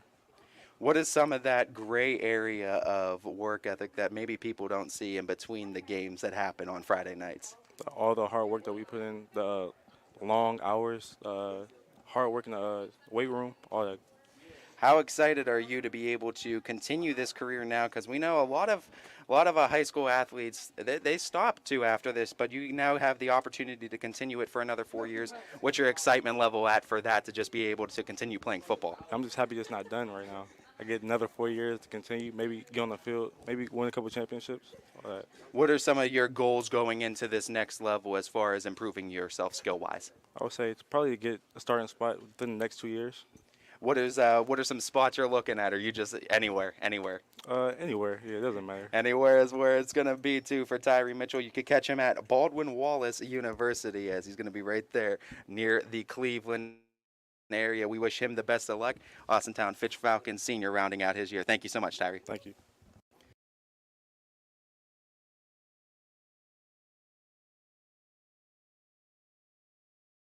To Edinburgh University signed today on the Austintown Fitch Falcons signing day. First and foremost, I mean, excitement level, where's that at for being able to play football now for at least another 4 years? Real excited, man. Yeah, that's about it. Excitement level through the roof. Talk to me, too, about going into this year, though, and just going into this 4-year career, what it was like being coached under not only Coach Anarella, but then eventually Coach Parker, too, and just the list of coaches you were able to experience under. It was good. It was pretty exciting transitioning coaches from Coach Anarella to Coach Parker, and Coach Parker turned the whole program around. So that was pretty cool. What are some of the biggest things that you've learned from your individual coaches that you're going to take with you to the next level? Always be presentable. Always present yourself to other people. You don't know who's watching you from afar. Because you always want to represent Fitch football. What are some things that you accomplished in your high school career that you look back on and you're really proud of? Being a 3-year starter, really accomplished. Sophomore year, coming into sophomores really don't start. So being a 3-year starter is really a big accomplishment. Be a 3-year starter, no doubt the work ethic needs to be through the roof. What do you have to say to some of those younger players too, and as far as the footprint you're going to leave here with this program on what it means to be a Falcon? Always show up to school, get good grades, because that's going to matter in the long run. Work hard on the field and off the field in the weight room. So yeah, that's about it. Final thing, what is, as far as Edinburgh University too, I guess looking at it, we talked about your excitement level as far as just being able to play the next 4 years, but what are some other things you're excited about just going to the college experience for? Create new bonds, meet new people, getting away from home, but not too far from home, just living on my own, seeing how that's going to work out. As A.J. Bird, you're going to catch him at Edinburgh University, too. New commit there as he rounds out his career at Austintown Fitch. Thank you so much, Hey, A.J. Shout out to my boy, man, Kuso. Man, Kuso.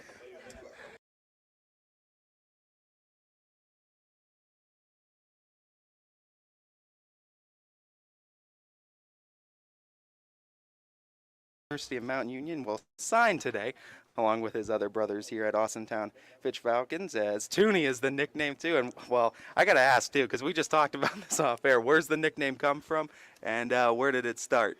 So like my dad, he got it from my auntie. I'm pretty sure he got caught watching Looney Tunes. So he got that nickname, and it just came passing down, kept going down. So my brother had it, and then I had it as well, and I just took it over kind of. Talking about this career here at Austintown too. I mean, looking at playing at the next level, it's obviously an accomplishment, something that not a lot of high school athletes get to do. Talk to me about that excitement of just being able to play to the next level and some of the behind-the-scenes work that maybe a lot of people don't see. It's not just obviously you showing up to games on Friday nights. Yeah, for sure. I'm like a real small guy. I play defensive line, so I got to work harder than everybody else. I got to be quicker than everybody else. I got to be strong because I'm small. You feel me? So that was some of the behind the scenes work we do. So, what are some teachers or some coaches that you want to personally shout out that have been huge influences to you along this high school career? All right, Coach Fitch, he's my defensive line coach. Miss J, that's Miss Jones, Coach Jones, Coach Parker, obviously, the whole Fitch coaching staff, my teacher Miss Platten, all those guys. What have been some of your favorite memories along this ride with the Fitch Falcons? When my favorite memory was when we went into overtime with Steubenville. We stopped them on the goal line. That was one of the big ones. When we went up to Euclid and beat Benny. And another big one is just like beating Boardman every year. We get a dog tag for that, so that's just a big one. Talking about the Austintown community, how much and how important has this entire community, the school system? I mean, you highlighted the coaches, you highlighted the teachers, but how important has the community as a whole been for you and your development and getting to the next level? It was really important because when we first got here, we went 5-5 as sophomores, and then all the sophomores were now the leaders of the team. So we took like the whole football team and just turned it around, and like the whole city loved Fitch football again, and I'm glad we got to bring it back, the class 2022. Final thing I want to ask you too, what made you kind of decide Mount Union? I know you highlighted it in your speech too, but what I guess is the thing you're most excited about going to Mount Union for? I'm just excited, go down there and get better every day. Just that's what I really want to focus on and get my degree from there and just accomplish a lot of things for me. A lot of big goals, too, and don't be surprised if you see Donovan Oliver tearing it up over there at the University of Mount Union. We wish you the best of luck, Donovan, as he highlights and rounds out his year at Austintown Fitch High School. Thank you so much. Thank you.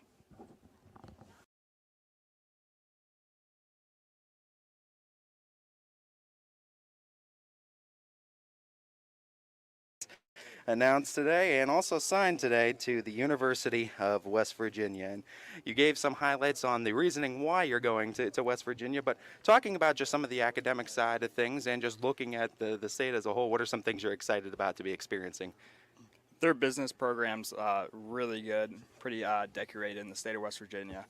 I just love how everyone in West Virginia really goes to every Friday or Saturday game, and they're real invested in the football program, so that's why I chose there.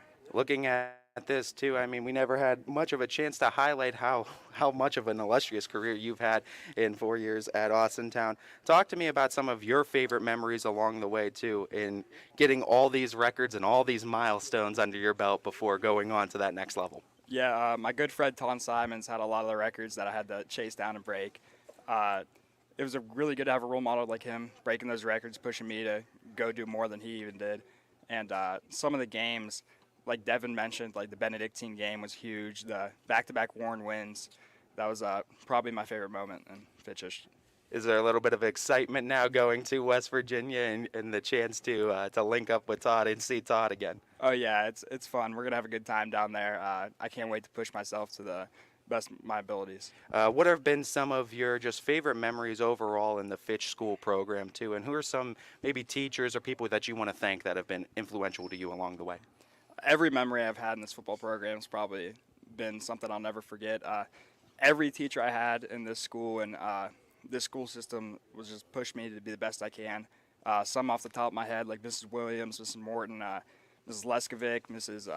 Carcelli, and Mrs. Lugers. Those are the ones off the top of my head.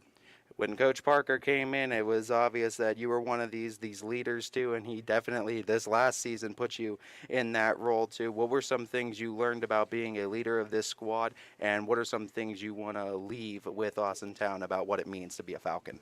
I've learned that the team's only as good as its weakest link, so motivating everyone to get better really helps the team in whole. And I'll continue to be a leader vocally and by my actions in the future. Tyler Evans, the receiving leader all time in every major statistical category on that side here at Austintown Fitch Falcons. We wish him the best of luck at the University of West Virginia. Tyler, thank you so much. Thank you.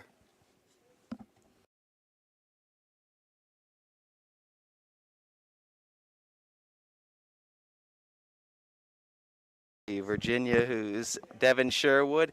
As Devon signing day, you got to do it with all your brothers that also got signed here. And I mean, just talk to me about this moment doing it here in this Fitch Auditorium and having the group of people here for you today. I mean, it's a great feeling to see all my friends who I grew up with get to sign all on the same day. It really is just a blessing. I'm happy for everybody. We had you on Running Point before, Devon, but talking about Virginia again, what are some of the things you're really excited about now going into Virginia, as well as just the athletic side and the academic side? Well, I mean, when I went up on a visit a couple weeks ago, it was just like, when I got there, I was like, man, like, the more like I see it, the more excited I get. You know, obviously it's sad like leaving friends and family, but you know, it's a part of life, moving on, and I'm excited for that next stage in my life.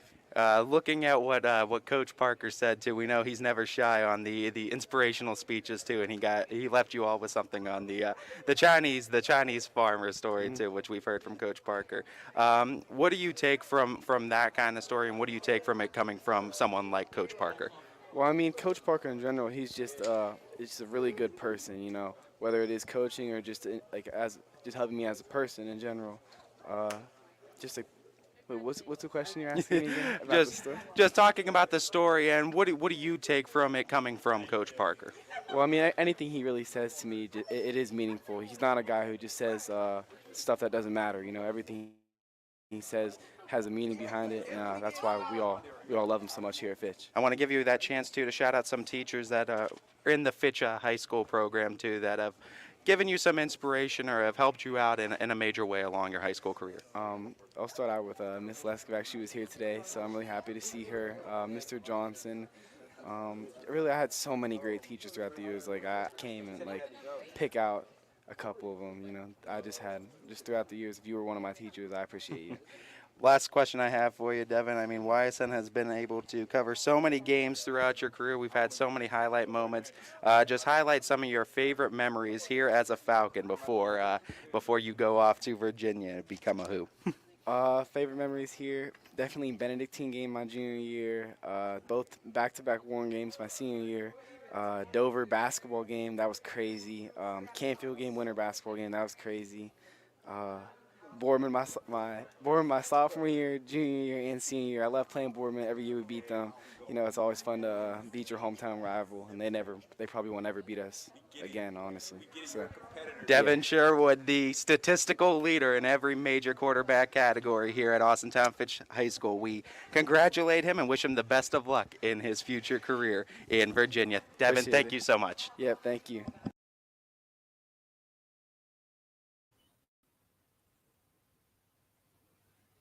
That was five of the Fitch seniors from signing day too that we were able to get interviews with after the signing day event, just to get a little bit more in depth on just their excitement levels and where they're at and what goals they have going into the next level. As just a little bit of football for you, as before you know it, that football season is going to be here and it's rapidly approaching.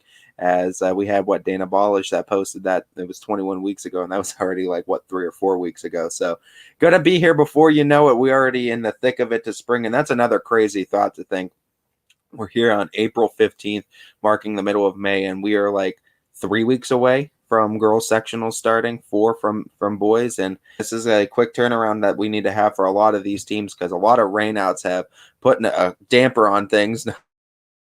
to be quite literal, but I mean, it has been it's been a damper on things, and a lot of games haven't been able to get in. And right now we're sitting with a lot of teams sitting with 3-4 games in, and we're going to have to try to make up a lot of games in this latter half of the season too. And it's going to be a crazy, wild last couple of weeks, and we're going to try to navigate you through it and get you through it here at YSN, get as many games covered on the network as we can. As we know, it's just going to be a rapid fire approach. A lot of games are going to be picked up too, and a lot of games that have been postponed have to be made up.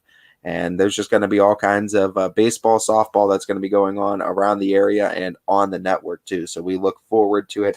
A lot of things need to be answered, and a lot of questions need to be round out. We got to look at the picks that Anthony and I made for last night's games and see where the point totals stand, and look where we split on for tonight's games. I also want to get you through all of tonight's games too, as well as who's going to be covering all of tonight's games, where they're at, and some of the games that might not be on the network but are happening too. So if you're interested at getting out to a game tonight out on the area, because there's not really many on a Friday, a lot of Good Friday, just putting games not, I guess, out of schedule right now. And this weekend, not a whole lot of games happening really either on Saturday too, for the Easter weekend and the holiday coming up. And a lot of teams too going at Myrtle Beach either this week or next week as well for their spring break. So just kind of navigating through all these schedules too will get you covered as far as that is concerned. But a beautiful day out, it looks like too. Not a lot of clouds in the sky too. Don't forget, check over at the Storm Tracker 21 for the weather updates, but I don't believe any rain is in store for us tonight. And we've had a lot of days where it has been in store for us folks, and a lot of cold days as well. So on one of the warmer days where it doesn't look like it's going to storm, get out there and support these schools, get out there to the ballparks and support these baseball and softball teams, because we have a lot of talent in this area, and it's well worth your time. For the amount of college talent that we have in the area, it's definitely worth your time. We just talk about these Fitch signing days too for the football side of things, and all these guys signing the amount of baseball and softball signees to the next level in pitching and hitting. I mean, there's just so much talent in this part of the region, probably, and I would argue the best region in the state for baseball, softball, where you're going to probably see the most state champions too. And the Youngstown area and surrounding it has a lot of talent hosted right there. So get out there and support those baseball, softball teams. It's usually cost free, and usually if there is a cost, it's no more than a couple dollars. So get out there, support those schools, support those kids, and support these communities, because there is definitely a lot of great games happening around the area. We're going to get into our second break of the day. When we come back, we're going to look at the games, like I said, that are going to be happening on the network tonight, as well as just some other games happening in the area. We're going to look at where Anthony and I's standings are to some of the games we split on for tonight, as well as taking one final look at the power rankings and getting your final thoughts and just some of the final thoughts on some teams that might be on the outside looking in that could break through come next week too, and some teams that are on the danger side of falling out of the power rankings. All that and more coming up on Running Point, brought to you by Greenwood Chevrolet in Austintown. New things happen all day. Some are good, some not so good. In today's complicated world, while you're busy working, playing, and living life, we're busy helping you make sense of the day's news. And there's only one place where it comes together with clarity, context, and accountability. It's 21 News at 6 with me, Madison Tromler, and Derek Steyer. 21 News at 6. It's what the day's news really means to you. Welcome home to a home made homier with Baird Brothers Fine Hardwoods. Inspiration starts at BairdBrothers.com and is turned into reality when high-quality hardwoods are delivered right to your home. Baird Brothers has the latest design trends, shiplap and skinny lap interior siding, antique oak rustic flooring, and, well, you'll find them all at BairdBrothers.com. Ordered easily, delivered conveniently, enjoyed comfortably. BairdBrothers.com.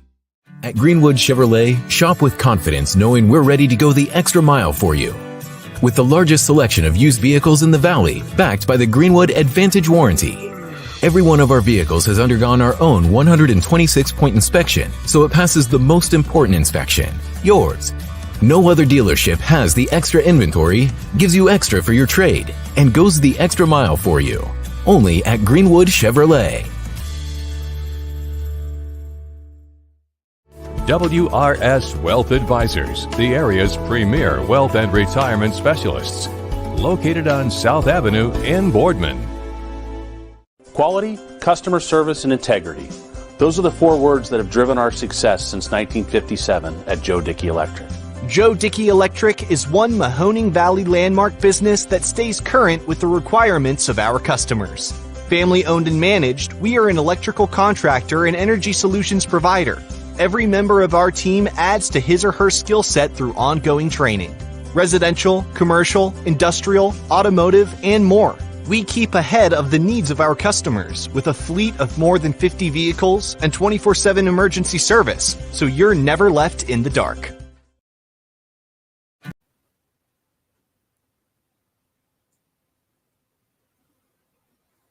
Every customer has a story, and at Greenwood Chevrolet, we are committed to making sure it ends with you in the right vehicle.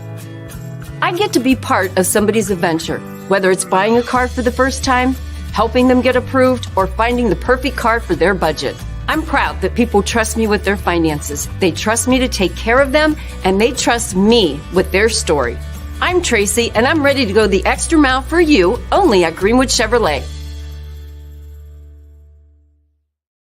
Working with your family can be stressful at times. But because they're family, you know that you're going to get a loving, honest answer, even when things don't make sense to any problem. Dealing with Medicare can be confusing and overwhelming. That's why here at Myers Family Insurance, we do our best to give you honest and caring answers to all of your questions. Family, like Medicare, isn't always perfect, but when you put others first, the results can be amazing. For all your Medicare needs, call Myers Family Insurance.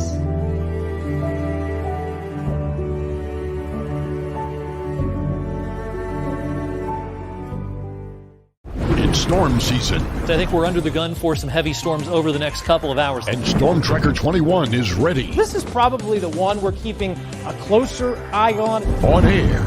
And locally, we're going to have a lot of eyes on our area. Online. All right, let's talk high-risk futurecast and the timing of this weather. On social media and on our app. Notice we'll have scattered showers on Thursday. Stay ready with Storm Tracker 21. The severe weather threat now through around sunset this evening. Hi, this is Tommy Clem, owner of WRS Insurance Solutions. WRS Insurance Solutions is a local, independent agency that specializes in life, Medicare, long-term care, and disability products. Call us at 330-953-3722 or visit us at wrsinsurancesolutions.com to learn more. Good luck to all the student athletes in the Valley.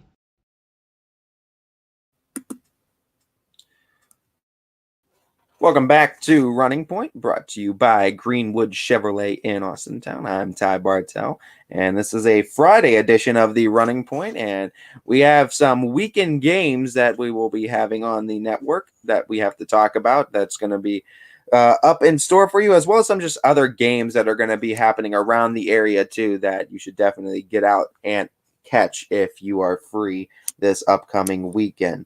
As first and foremost, we know this morning that South Range was playing Vestal. DJ Yoakley had coverage on that. We will be having a score and story up on the network, as well as around the socials that you can see too, ysnlive.com, as well as our social media pages as well, to get the story and score update on that.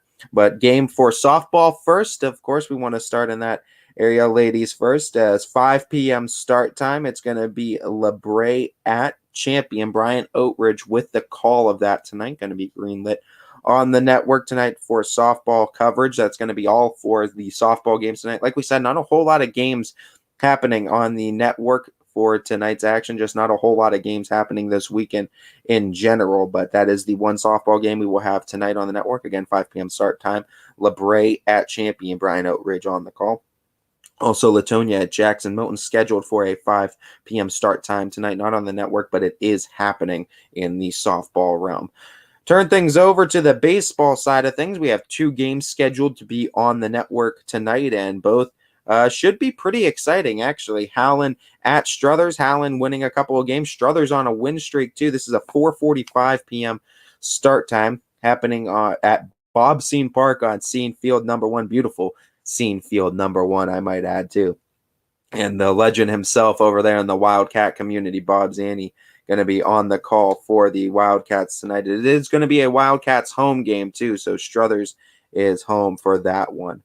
So stay tuned. 4:45 again start time at Bobsine Field number 1. Catch that one on the network, though, tonight. Again, ysnlive.com/live for the coverage on that. Also, 5 p.m. start time, going to be on the network tonight. Columbiana at East Liverpool, and this is going to be a very exciting game. And in fact, it was a game that Anthony and I split on too, where I took the Clippers as Anthony took the Potters, and this is going to be a really interesting game, rounding things out too. And it's going to be another opportunity for the Clippers to kind of prove if they deserve to be in that power ranking spot. We'll definitely bring that up one final time before we get out of here today and look at those power rankings one last time. But those are the 2 baseball games happening on the network tonight. So 3 games scheduled, all around 4:45 to start 2 for Howland at Struthers, and then 2 5 p.m. start times, 1 for baseball, 1 for softball. Also games happening around the area tonight that are not on the network, but again are happening. Cardinal at Liberty. This is baseball again. Cardinal at Liberty, 5 p.m. start time scheduled for that. Wellsville at East, 5 p.m. start time scheduled for that. That's a game also that Anthony and I split on. I believe I took Wellsville and Anthony took East. And then looking further down too, also 6 p.m. start time, a little bit later, Bel Air at Edison as another Wildcats team looks for another victory too. Again, 6 p.m. start time for that Bel Air at Edison. Go out there and catch the Wildcats if you can. And we go over to the Saturday list of games. And again, we will start at the softball realm. 11 a.m. start time at Saturday again. This is going to be on the network too. Berkshire at Champion. Brian Oatridge again going to be on the call for the Flashes softball team. And it'll be exciting to see as Champion has a couple of games to get under their belt too, and maybe sway some voters to get some ground in those power rankings too and better that record a little bit too. Will definitely open some eyes, you would think. Some other games that are happening on Saturday that are not on the network, but again are happening. Green at Louisville is a 11 a.m. start time that's happening. Cuyahoga Heights at Garfield is again an 11 a.m. start time as well. Wellsville at East Liverpool, again, 11 a.m. start time. Again, these are all softball games, too. Don't forget. 12 p.m. start time, Latonia at East Palestine. This is going to be at Next Level Unity. 12 p.m. start time for Lordstown at Lisbon. 1 p.m. start time for Cuyahoga Heights at Garfield. They're going to be playing a doubleheader on that day, 11 a.m. and 1 p.m. scheduled start time. And then 1 p.m. start time for West Branch at Girard softball. And then again, 2 p.m. for Latonia at East Palestine. That's again another double header. So 12 p.m., 2 p.m. start time, and then 3 p.m. for West Branch and at Girard. So we have 3 double headers in store on Saturday too. Not on the network, unfortunately, but again, they are happening. So a lot of softball for you to catch around the area. So get out there and catch one of these double headers. Here's the 3 again in store for you. First, starting at 12 p.m., it's Latonia at East Palestine. That is game 1 of a double header scheduled for 12 p.m.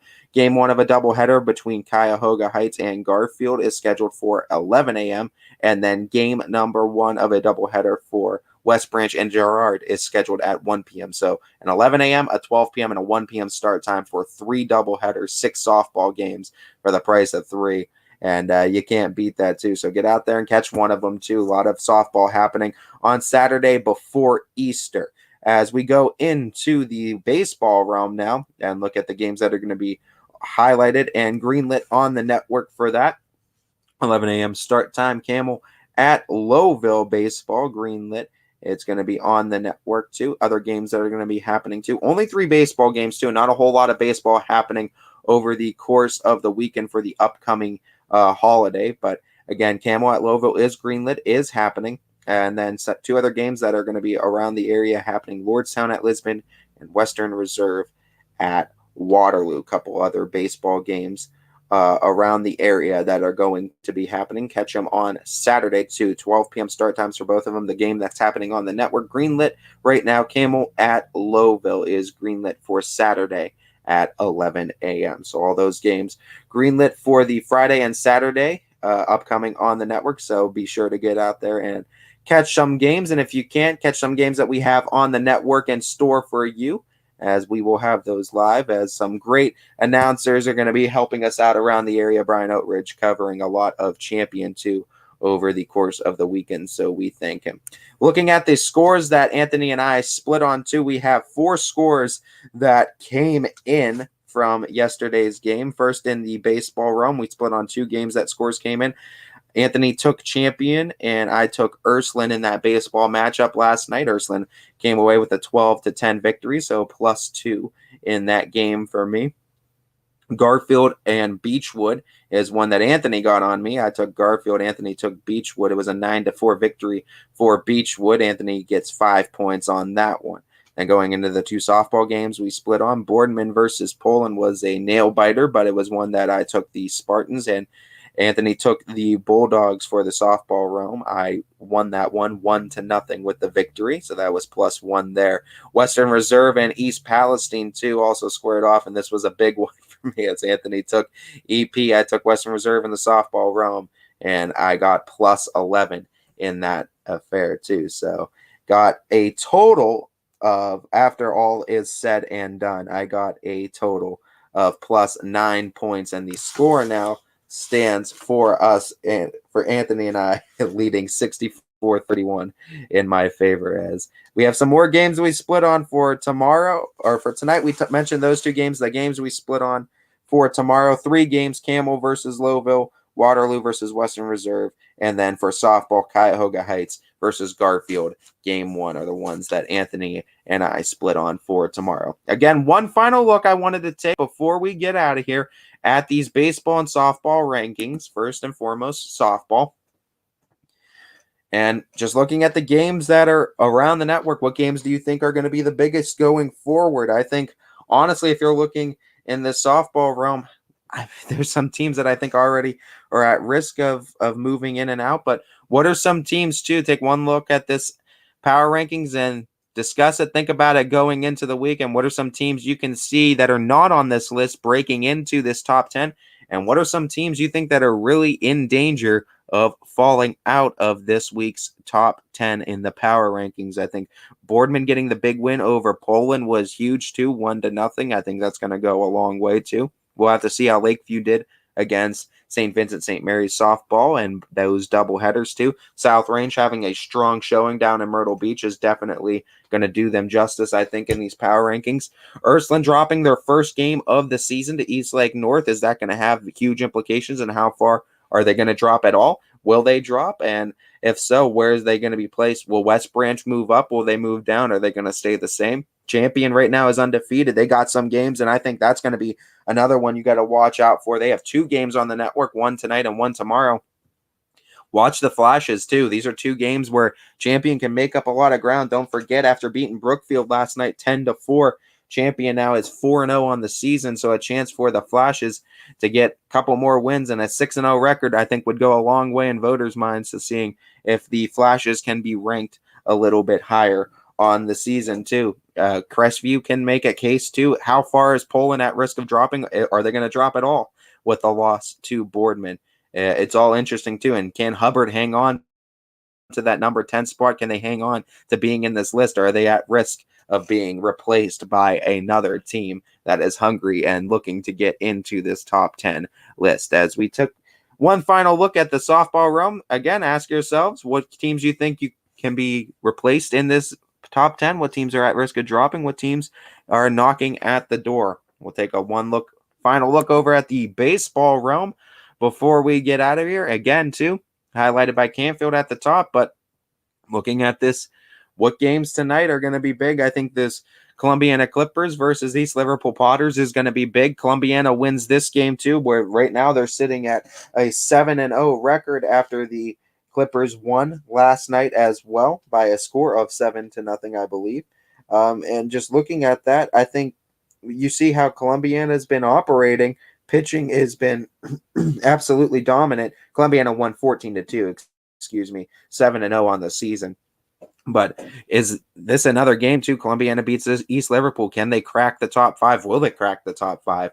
If East Liverpool beats Columbiana, hands them their first loss, is that enough for the Potters to maybe make an appearance on the top 10? Is Garfield at risk of dropping altogether? I think possibly, too, after they've hit a little bit of a skid. Crestview might jump some more as they won 7-0 last night, and they've increased their record to 7-0 on the season. Fitch is 9-1. Where are they going to stay? Are they going to stay at the 6th spot? They're going to move up? They're going to move down? That'll be an interesting question.